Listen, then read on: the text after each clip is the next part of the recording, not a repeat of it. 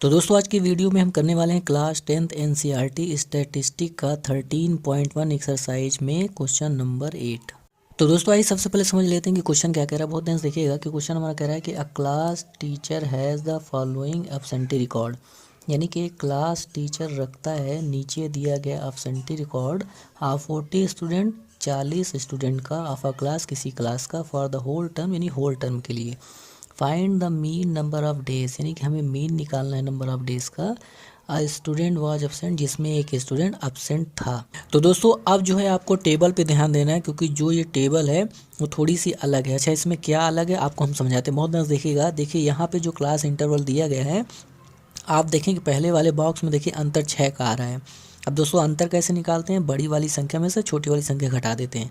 जैसे इसमें देखिए बड़ी वाली संख्या 6 है, छोटी वाली 0 है, तो 6 में से जब आप 0 घटाएंगे तो आएगा 6, यानी कि अंतर आ गया 6। उसकी तरफ जब आप यहाँ देखेंगे तो 10 में से 6 घटाएंगे तो अंतर आ गया 4।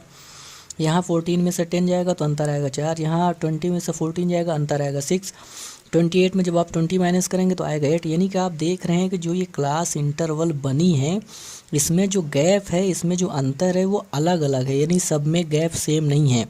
अभी तक होता क्या था कि जितने सवाल हम करते थे उसमें जो क्लास इंटरवल होता था उनमें जो गैप होता था वो सभी में समान होता था, इक्वल होता था, लेकिन यहाँ पे ऐसा नहीं है। तो दोस्तों जब भी ऐसी टेबल आपके सामने आ जाएगी जिसमें गैप इक्वल ना हो, अलग अलग हो, तो आपको थोड़ी सावधानी रखनी है।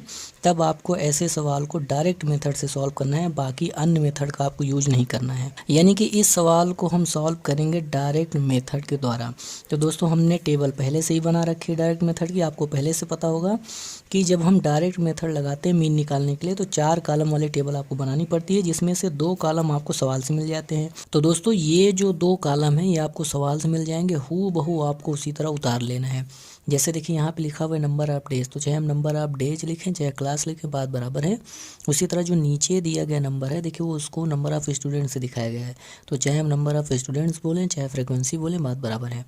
हमें जो कॉलम भरना है वो है एक्स आई वाला और एफ आई एक्स आई वाला। तो दोस्तों चलिए अब हम क्या करते हैं, एक्स आई वाला कॉलम भरते हैं। दोस्तों हमने आपको पिछले सवालों में बताया हुआ है कि एक्स आई वाला कॉलम कैसे भरते हैं, लेकिन फिर भी देखिए यहाँ आपको बता रहे हैं।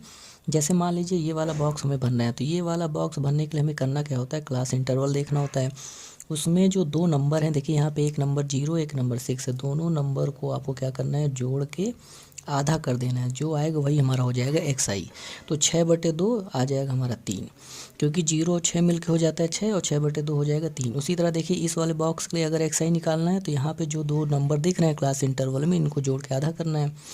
तो एक नंबर तो 6 हो गया, दूसरा नंबर हो गया 10, तो दोनों को जोड़ के कर देंगे आधा, जो आएगा वही हमारा एक्स आई हो जाएगा। 10 6 16, 16/2 काट देंगे आएगा 8, यानी कि जो 8 है वो हो जाएगा इस बॉक्स के लिए एक्स आई। उसी तरह इसके लिए चलिए एक्स आई निकालते हैं। अब हम क्या करते हैं, थोड़ा डायरेक्ट करेंगे, 10 और 14 जो है ऐड करेंगे और फिर आधा कर देंगे, तो ये आ जाएगा हमारे पास 12। उसके बाद देखिए 14 है और 20 है, इन दोनों को ऐड करके करेंगे आधा, तो आ जाएगा 20 30 34, यानी कि 17। उसी तरह देखिए 20 है और ये दूसरा नंबर 28 है, इनको जोड़कर आधा करेंगे तो हमारे पास आएगा 20 20 40 8 48, यानी कि 24, यानी कि 24 आ गया। उसी तरह देखिए यहाँ पे 28, यह है आपका 38, इनको जोड़ के जब हम आधा करेंगे तो हमारे पास कितना आ जाएगा, 28 5 33, यानी कि आ जाएगा 33। उसके बाद देखिए यहाँ पे हमारे पास है 38 प्लस 40, जब इन दोनों को जोड़ के आधा करेंगे तो आएगा 39। तो इस तरीके से क्या करना है कि आपको एक्स आई वाला कॉलम भर लेना है। अब आपको कुछ नहीं करना है, अब सिर्फ एक कॉलम आपको बचा भरने के लिए, वो है एफ आई एक्स आई वाला। अगर हमें एफ आई एक्स आई वाला कॉलम भरना है तो कुछ नहीं करना पड़ेगा, हमें एफ आई को ढूंढना है और एक्स आई को ढूंढना है, दोनों को मल्टीप्लाई कर देना है। तो चलिए अब हम क्या करते हैं, आपको एफ आई और एक्स आई वाला कॉलम भर के दिखाते हैं, बहुत ध्यान से देखिएगा। अगर हमें इसको भरना है तो क्या करना पड़ेगा, सबसे पहले ढूंढना पड़ेगा एफ आई, तो एफ आई हमारे पास है 11। उसके बाद ढूंढना पड़ेगा एक्स आई, तो एक्स आई हमारे पास 3, और दोनों कर देना मल्टीप्लाई, यानी कि 11 × 3 हो जाएगा 33।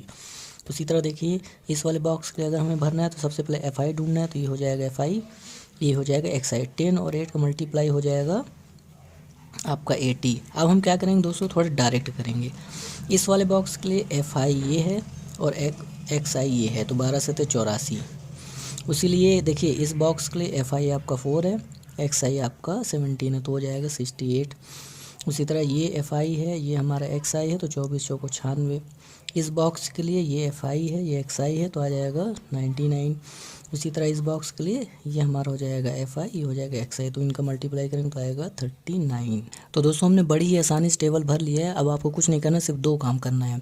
अब आपको निकालना है सिग्मा FI और दूसरा काम आपको करना है निकालना है सिग्मा FI XI। तो दोस्तों जो ये FI में जितने नंबर दिख रहे हैं, अगर इनको हम जोड़ दें यानी इनका अगर हम ऐड कर लें तो जो आएगा वो हो जाएगा सिग्मा FI। तो चलिए इनको जोड़ लेते हैं।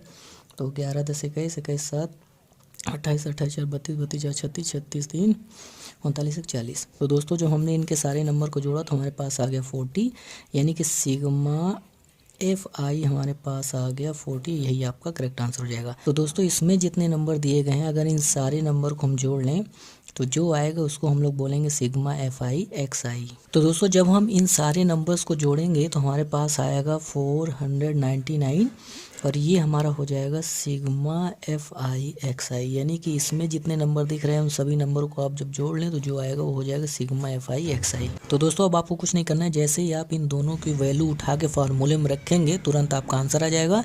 हमने क्या किया, फार्मूला पहले से ही लिख के रख लिया है। आपको बता दें कि जब आप डायरेक्ट मेथड का यूज़ करते हैं तो मीन निकालने के लिए ये फार्मूला लगता है। तो चलिए क्या करते हैं, इनकी वैल्यू उठा कर रख देते हैं। तो सिग्मा FI XI है 499 और सिग्मा FI है 40। जब आप इसको काटेंगे जो आएगा वही हमारा करेक्ट आंसर हो जाएगा। तो आपको पता है कि 40 को हम लोग ऐसे भी लिख सकते हैं 4 × 10। अब हम क्या करेंगे, इसको 4 से काट लेंगे। तो 4 1 4, 4 2 8, यहाँ पे आएगा 19, तो 4 4 16, 3 बचा। अब नहीं जा रहा है तो पॉइंट लगाएंगे 7 8 5, यानी कि हमारे पास आंसर निकल के आया 124.75।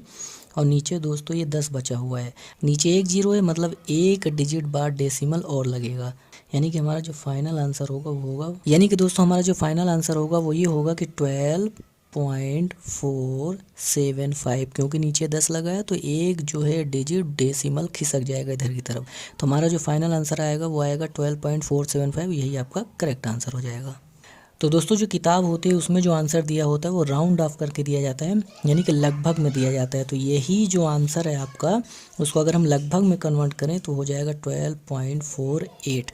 तो ये आपका सही आंसर हो जाएगा।